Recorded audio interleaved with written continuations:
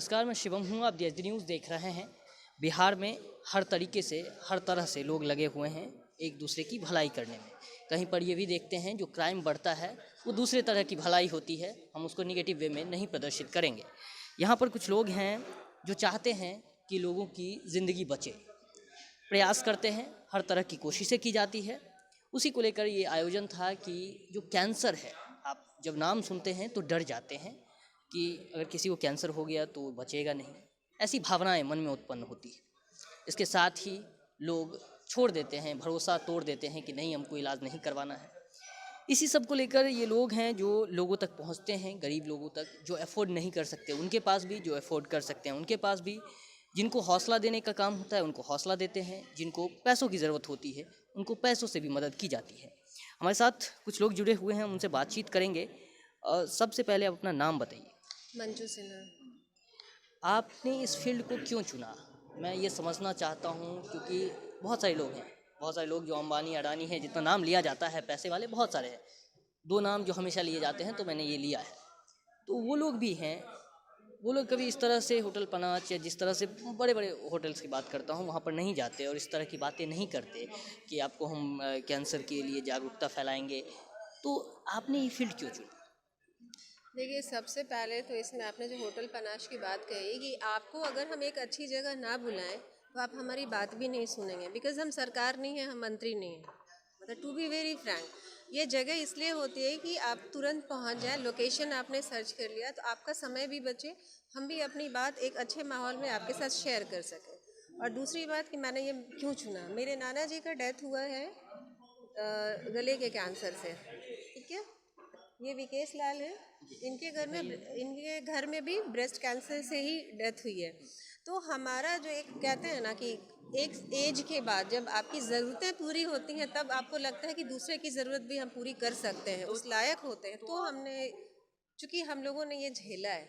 तो आप इससे पीड़ित हैं और इसी वजह से जो ये काम कर रही हैं कि हमको मोटिवेशन वहाँ से आया कि आपके परिवार में बहुत सारे लोग या समाज में आपने देखा है इस तरह से।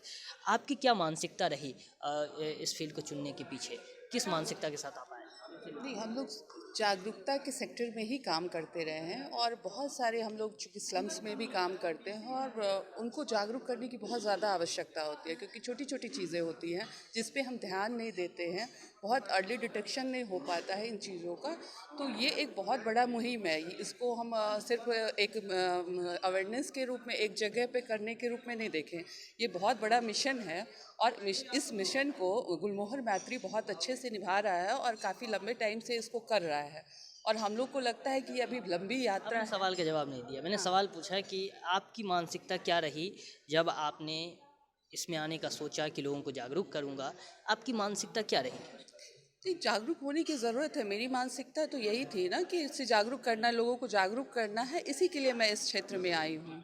लोगों को जागरूक करना है। सर, आप भी हैं इस क्षेत्र से जुड़े हुए, आप बार बार अपनी बातें रखते हैं। क्या लगता है आपने क्यों चुना इसमें? मैं अपने घर में ही 2 3 4 पेशेंट देखा, बिना अवेयर के कारण लोगों को देखा कि डॉक्टर के पास, पहले तो लोग लोकल डॉक्टर के पास चले जाते, पेट में दर्द है तो जो पेन किलर खा लिए, लेकिन लोग नहीं जाते हैं अच्छे डॉक्टर के पास। जब अच्छे डॉक्टर के पास गए तब जब जितने भी जांच हुआ उसमें पता चला कि कैंसर है।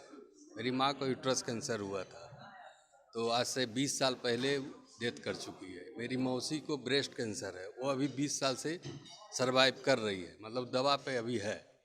एक मेरी बहन है, उसको भी ब्रेस्ट कैंसर हुआ, वो भी अभी है। एक आंकड़ा मैं देता हूँ। आंकड़ा ये है कि ब्रेस्ट कैंसर्स के जो महिलाएं हैं, वुमेन की बात करता हूँ, तो 39 में एक लोगों की मौत हो जाती है, ये आंकड़ा बताता है। 2 पॉइंट समथिंग % का डेथ रेट है। मैंने देखा नहीं है, कंफर्म नहीं हूँ, लेकिन आंकड़ा जो मुझे याद है 2007 का ये आंकड़ा है।